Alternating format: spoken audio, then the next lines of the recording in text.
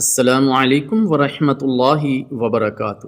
میرے محترم دوستو، پچھلے چند درسوں میں ہم نے ایمان کے بارے میں گفتگو کی تھی، تو کچھ دوستوں نے کہا کہ ایمان سے مراد کیا ہے، اس کے متعلق بتلائیے۔ سلف صالحین کے نزدیک ایمان یہ ہے کہ اللہ تعالیٰ کے وجود، اس کی ربوبیت، اس کی الوہیت اور اس کے اسماء و صفات کی پختہ تصدیق، کامل اقرار اور پورا اعتراف کیا جائے، اسی اکیلے کو عبادت کا مستحق سمجھا جائے، اس پر دل مکمل طور پر مطمئن ہو اور اس کا اثر انسان پر یوں ظاہر ہو کہ وہ اللہ کے حکموں پر عمل کرے اور اللہ تعالیٰ کی منع کردہ چیزوں سے منع ہو جائے۔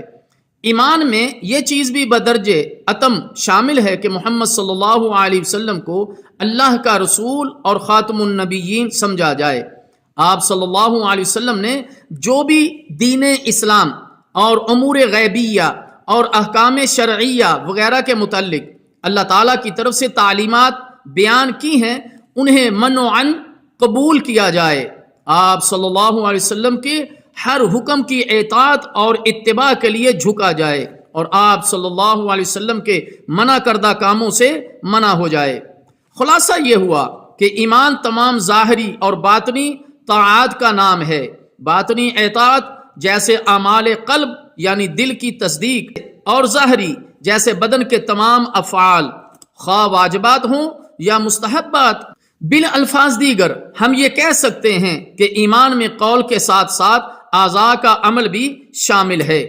یہ ایمان کا لازمی جز ہے اور اس کے بغیر ایمان کفایت نہیں کرتا۔ لہٰذا ائمہ سلف کے نزدیک ایمان میں متفقہ طور پر 3 امور شامل ہیں: دل کا اعتقاد، زبان کا اقرار اور اعضاء کا عمل۔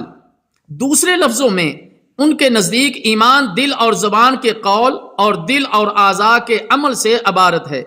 جو بھی ان تمام امور کو اپنائے گا اسی کا ایمان کامل ہوگا۔ تو میرے محترم دوستوں، معلوم ہوا کہ اصلاح شرع میں ایمان دل کے اعتقاد، زبان کے اقرار اور اعضاء کے عمل کا نام ہے۔ اللہ تعالیٰ سے دعا ہے کہ اللہ تعالیٰ ہمیں سمجھنے اور عمل کی توفیق عطا فرمائے۔